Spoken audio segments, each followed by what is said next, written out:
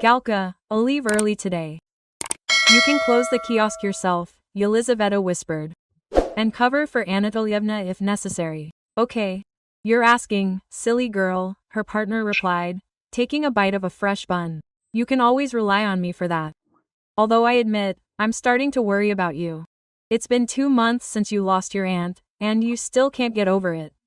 Quote. The woman looked sadly at her friend, throwing the rest of her favorite treat into her mouth. Would you like some tea? Romashka, trying to calm herself. I'm calm, Galachka, really. I just need a little more time. I understand that life goes on, although it's very difficult to come to terms with it. You should think about the living, not about those who have left this world. You have a husband, a grown daughter who entered university this year. Everyone needs your care and support. Come on, get over it. Quote. She wasn't just an aunt, she was a mother, Yelizaveta said tearfully. The person who cared for me from a young age more than my own parents. What can I say? Aunt Eva raised me. If it weren't for her, I would have been sent to an orphanage. Don't make things up. These are just your weird fantasies. Galina tried to cheer her friend up. Yelizaveta didn't answer her colleague and began laying out the goods that had been delivered a couple of hours earlier. Fox, don't you want to meet your mother? Her colleague persisted. You haven't seen her for 32 years. That's an eternity. Quote, Galka, would you like to see the woman who gave birth to you, and then, at the age of 6, abandoned you alone in the apartment, running off with a new beau to another city 1,000 kilometers away? She didn't care who would feed you, or whether you could find your way to your aunt. Not even that. Quote, she didn't care if you survived. She didn't even try to find out how you were doing for decades. I understand your resentment, but this is Mom, Galina said thoughtfully. Or maybe she's not alive anymore either. Now is your last chance to see her. I don't care. Just like she once did. We parted like ships at sea. And let's not continue this empty conversation. I have always had, am, and will always have one mother. She is always and forever in my heart. And Milena, your daughter dreams of meeting her own grandmother. She should have learned to appreciate the one who paid her for a tutor and gave her pocket money every week. Oh, I don't want to talk, Galka. Let's stop. I'm tired, and my head hurts. Okay, darling, as they say, life is not a walk in the park. You can handle it. Yelizaveta left work 50 minutes early. She always did this when she wanted to spend a few hours alone. A light rain was drizzling outside, the same one that reminded her of the approaching autumn slush and chill. It was already getting dark, despite the early hour. The woman glanced at the clock was 6:10, which meant she had almost an hour for peace and nostalgia. Yelizaveta pulled her hood over her head and quickly walked towards her home. When she was almost at the entrance, her cell phone rang. It was Anatoly. The woman sat down on a bench and, so as not to give herself away, answered in a cheerful voice. Hi, darling. Are you home yet? Almost. I stopped by the store. Maybe I need to pick up something for dinner? Yes, cookies for tea. There are no sweets at all. Got it. Are you going home soon? Still at work? Her husband clarified solicitously. Yes, we're sorting out the goods with the checkbox. They brought 10 boxes. I might even be a little late. I doubt we'll make it before 7. Just don't be a workaholic. Everything should be in moderation. Anatoly tried to begin an educational lecture. Sorry, but I have to run. It's not nice for the jackdaw to work alone. See you later. Without giving her husband a chance to answer, the woman quickly hung up. 5 minutes later, Yelizaveta found herself in her favorite place on earth.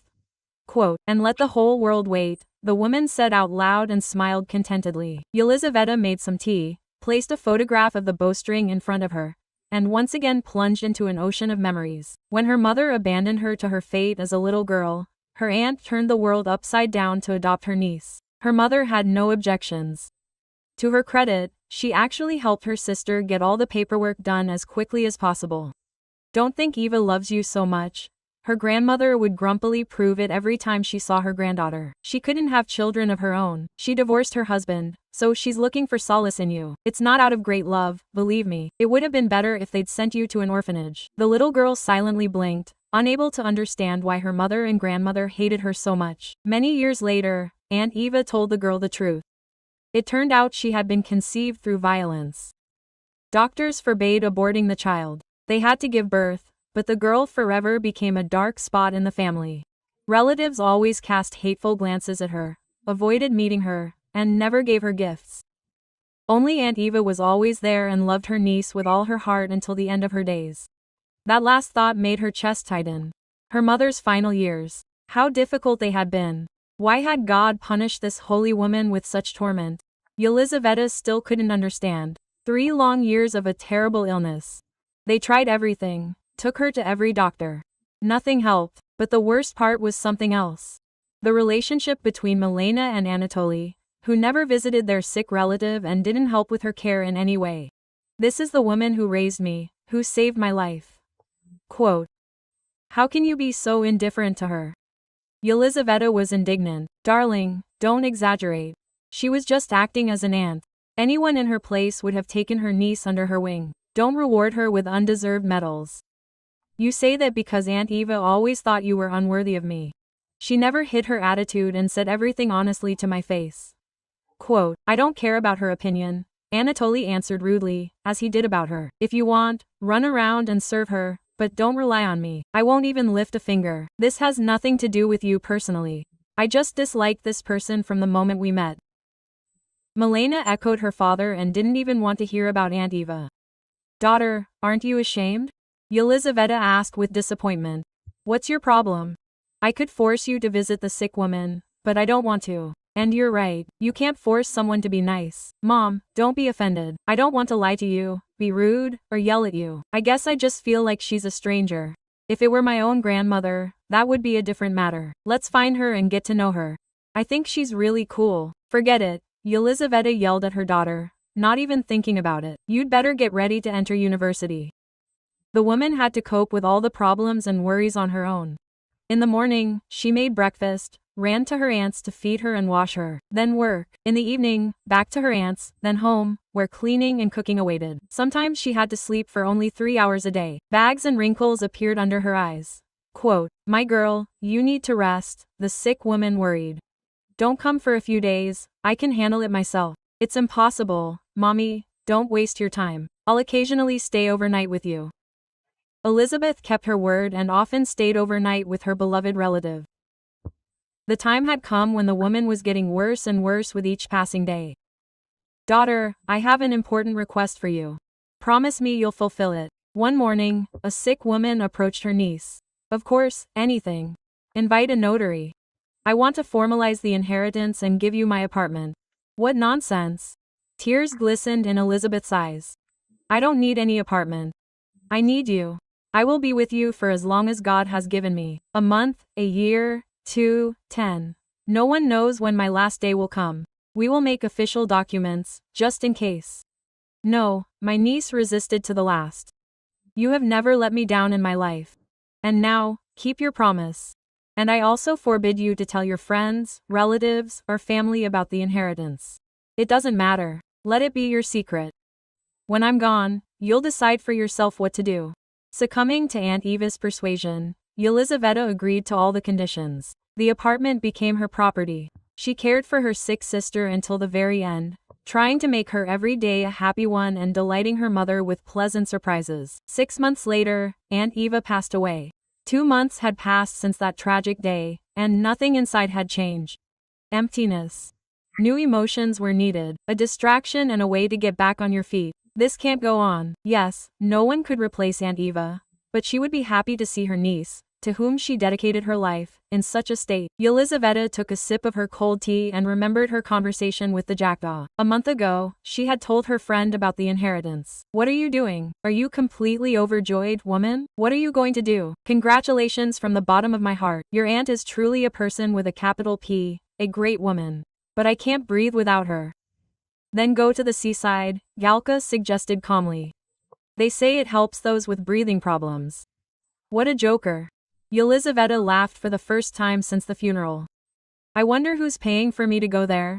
Maybe he's just earning enough for food, and that would be good. And our salary is enough to keep us in the ditch. Beautiful. You're now the owner of a 3-room apartment. Rent it out to decent people, get the money, and go to Turkey. And why yes, quote, good joke, the woman answered hesitantly. Maybe later, but definitely not now. That day, Yelizaveta had answered a categorical no. and now she was ready to set off on her first trip. She quickly went to a real estate website, registered, and posted an ad looking for tenants. Quote, "So I don't change my mind," Lisa convinced herself. The very next day, the phone was ringing off the hook. There were so many people interested. From all the candidates, the landlady chose a young family with a child, received a 6-month advance payment, and signed an official lease. Quote, "My friend," she exclaimed with joy, "I'm so happy for you. You owe me a bottle of champagne for the idea." A satisfied and happy Yelizaveta headed home, but then an unpleasant surprise awaited her, and her daughter and husband pounced on her in a rage. Quote, "How could you hide that?" Anatoly fumed. "Maybe I had other plans? Or could I rent out the place for more money? For example, we could renovate it and rent it out as a daily apartment. Do you realize how much income that would generate? Your head is empty. And have you thought about me, Mom?" Milana screamed. "Your daughter lives in a dorm next to giant rats, cooking in a filthy kitchen with zero sanitation. Does that bother you? No. Instead of giving me an apartment to live in, you moved strangers in, secretly hoarded some money, and are off to the seaside. Brilliant, but shameless." Yelizaveta sat silently at the table, watching her husband and daughter intently. "I've listened to you. If you're finished, then it's my turn to speak, and you, too, without interrupting, listen to my every word. Agreed?" Anatoly and Milena said nothing. "You won't believe it, but I hid from my relatives that I'd inherited the apartment, and I saw their true colors." "Relatives? Is that you? Let me explain, just in case," Lisa confessed. "For years, I've been asking you for help. Nobody even showed their face at the bowstring. Okay, let's say you didn't love her for some personal reasons, but you didn't feel sorry for me either. I slept 3 hours a night, worried and suffered, and you couldn't care less. You were calmly basking in your warm beds and didn't pay any attention to my problems. Don't make up nonsense." Anatoly grimaced with displeasure, and she kept closing her eyes. "You'll probably ask why. I don't know myself. I can't explain. Most likely, I was deceiving myself, not wanting to admit what was obvious.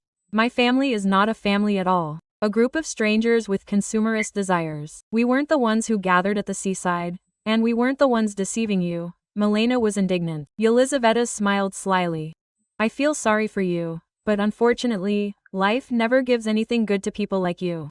And I'm also going to the seaside.